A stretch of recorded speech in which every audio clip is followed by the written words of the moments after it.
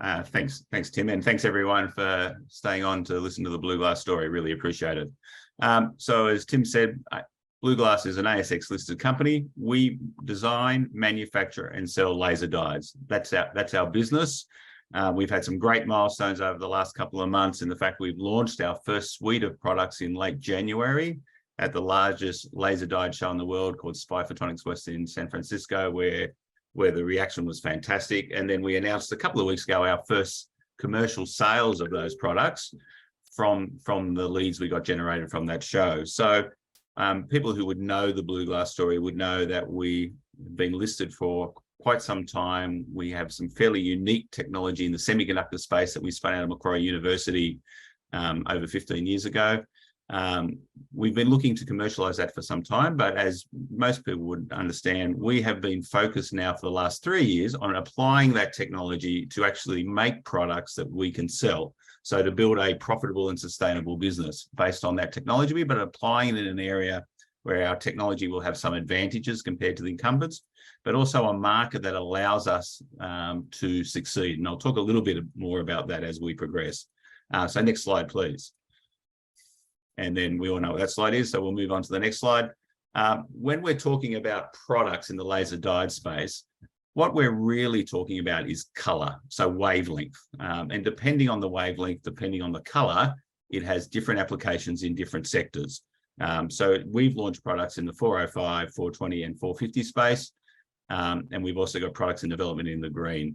When we're thinking about the laser diodes that we're producing, they're based on a material called GaN, and GaN laser diodes work in the visible space. Visible laser diodes have some unique applications, particularly when it comes to things like industrial welding, working with copper and gold, and you know, we all probably understand that copper has some major impacts in the world when it comes to rechargeable batteries, electric cars, etc. So our initial focus on the GaN laser diode space is in the 5 sectors you see there below, being industrial, defense, scientific, biotech, and display. And I'll talk a little bit more about those as we progress. So next slide, please. So where's BluGlass today? So BluGlass is headquartered in Sydney, but we now have 2 facilities in the US, one on the East Coast and one on the West Coast. And as I said at the start, we're a semiconductor company, but we're a semiconductor company based, focused on making laser diodes, not making chips. That's a completely different business to semiconductor company working on lasers. If you think about a semiconductor company that's making chips, that's $1 billion industry, $1 billion CapEx required to get up and running.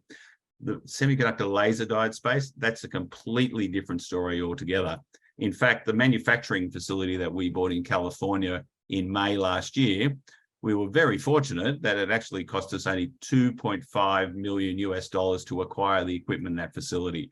And that has now given us this manufacturing capability together with our 5 reactors in Sydney, and then the downstream processing in our facility in Fremont in California. We now have a manufacturing capability of $170 million worth of product per year. Not saying we're going to sell $170 million next year or the year after, but manufacturing constraints are no longer an issue for BluGlass. When we start selling products, and we've just started that process, we will be able to fill orders because we have significant manufacturing capability already in-house. And that came about because of the changes we've made in the team and the focus on laser diodes in the last 18 months. People will know that we started to change the board nearly 2 years ago when we brought on a laser diode expert from the East Coast, Jean-Michel Pellepat from a company called Nibiru. Jean-Michel gave us a lot of insights on why we thought we were going to be successful in the laser diode space. That then led to us hiring Jim Haddon. Jim Haddon lives on the West Coast of the US. Jim joined as president and was recently announced as CEO of BluGlass. Jim's entire working career has been in the laser diode space. His last 2 roles have been scaling laser diode companies and helping to solve product design and reliability issues, which was the journey BluGlass was on. So with Jim coming on board, you know, and being able to acquire that fab last year in California, you know, we have made significant improvements in the BluGlass business, significant improvements in the BluGlass products. And that's why we were able to launch products in late January this year. And now we're starting to sell products. Of course, as a deep technology company, you would expect us to have patents. Absolutely, we do. We have over 93 granted patents in most of the major markets around the world. So we're well protected in terms of keeping our technology. Next slide, please. As I touched on, the last 12, 18 months has seen some significant progress in the BluGlass business. Obviously changing the team and bringing Jim on board, acquiring that fab. I mean, I can't overemphasize how important bringing Jim on board and acquiring that fab was to our profile. Just before we brought the fab online, we were using contract manufacturers for the downstream processing. That was really slow, very painful actually, in terms of the throughput we're getting from our contract manufacturers. With that facility coming on board, we've been able to remove most of those contract manufacturers already. And by June this year, the entire contract manufacturing process will be in-house in our facility in Fremont, and hence we'll be able to produce all the products that we're selling in-house. Next slide, please. This slide talks about exactly that process. So in Silverwater, we have 5 reactors, which is the foundation technology that we use to make lasers. We were using contract manufacturers for the things you can see in the pink circles. We've started to bring those in-house. And as I said earlier, all those manufacturing processes will be in-house by June. We do have a facility on the East Coast, which has been with us for quite some while. That is where we do some of the packaging and the final lifetime testing and reliability testing that we do before we ship to customers. So as I said, this process is now in the final stages of being in-house. And once in-house, we have a complete manufacturing capacity of $170 million a year US, which is significant when I come to talk about the market size soon. Next slide, please. So this is the core team at BluGlass. As I said, we've made some significant changes over the last 18 months. Very happy with the process that we've gone through. We have over 33 people now working in BluGlass, and more than half are in the US. And that you will continue to see our growth being based in the US because that's where our markets are. And to be honest, that's where the skill sets are. There is not a laser dyed company in Australia. There is not a semiconductor manufacturing company in Australia aside from us. So having that facility in Fremont has allowed us to attract some wonderful talent in the laser dyed space that we wouldn't be able to access otherwise. That fab has been a game changer for us, and that's why you've seen where we are today with the recent announcements. Next slide, please. Talk a little bit about the market. So laser diodes are used in almost every advanced manufacturing material process today. They are a key component of either a final product or in the manufacturing process, either from something as such simple as computer vision, robotics. It can be used in quantum computing. Lasers are a significant industry in their own right, forecast to be 25 billion by 2025. The GaN laser diode market, which is where our technology is focused and where we're focused, is a 2.5 billion market opportunity by 2025, but the fastest growing sector within the entire laser market because of the advantages that GaN has over existing other technologies. Next slide, please.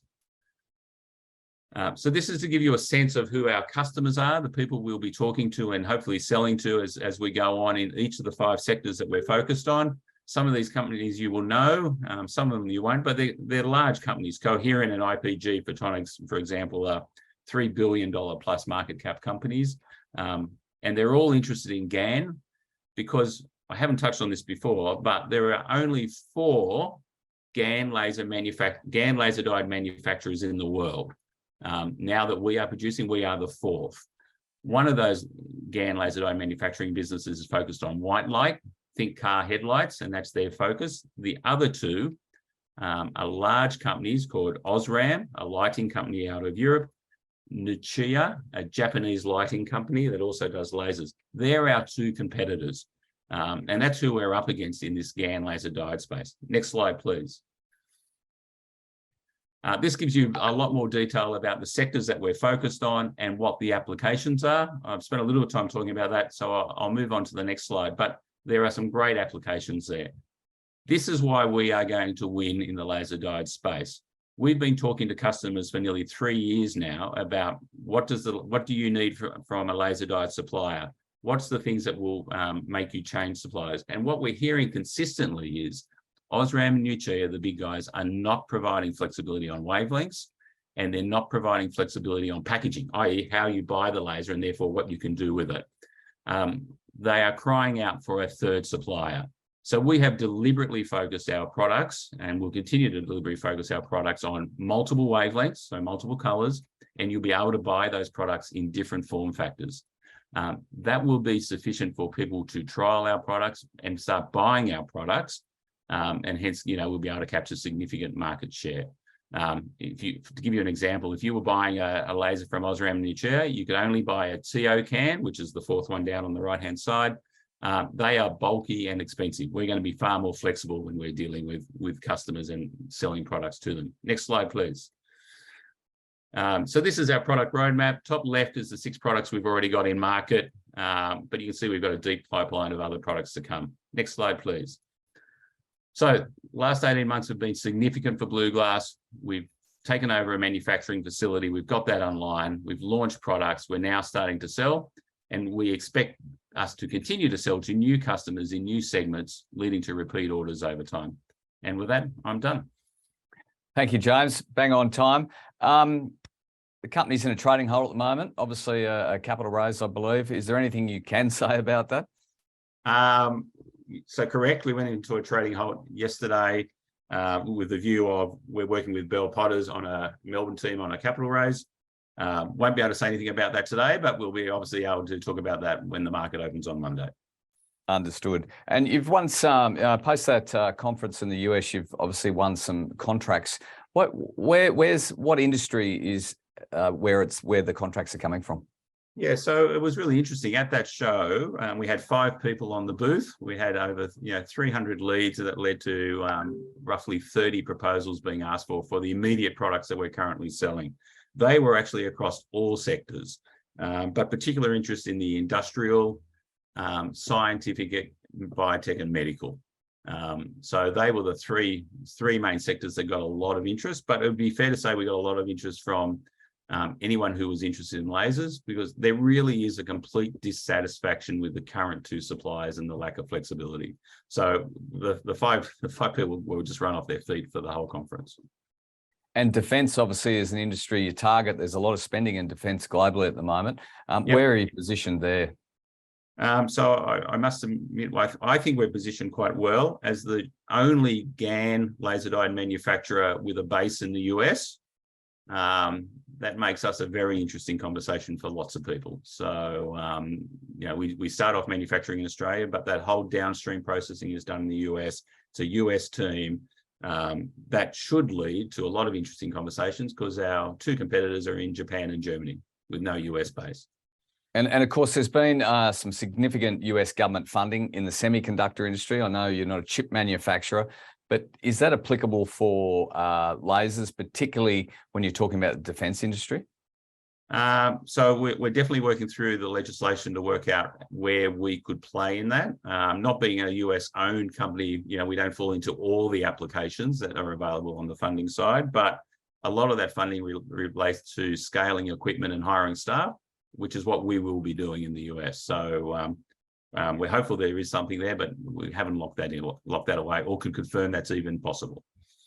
And there's a question here from someone who obviously knows what they're talking about. The Russia-Ukraine war has affected xenon gas supply, which is used in many fabs. Do BluGlass lasers require xenon? Is this an advantage for you? So the short answer is no, we do not, and hence more widely, we don't have issues with supply chain in terms of constraints of gases coming to us or even the GaN substrate coming to us. So we've had experienced no issues in supply chain at all. And looking towards the end of the year, James, what are some of the milestones BluGlass is hoping to achieve? Well, I mean, we're feeling quite confident. We've told the market a few times now that those contract manufacturing processes will be in-house by June this year.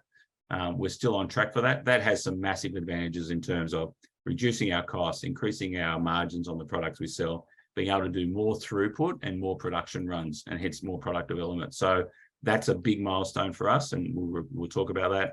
And then more importantly, more product sales. So sales to new customers in new sectors, repeat orders, we're confident we'll get repeat orders, and therefore leading to longer supply, annual supply agreements. So I think you'll see a lot of activity from us in terms of actually the commercialization, generating revenue that you haven't seen historically. It's what the market likes to see, James. Thank you for your time. Have a good weekend. Great. Thanks everyone for your time. Bye.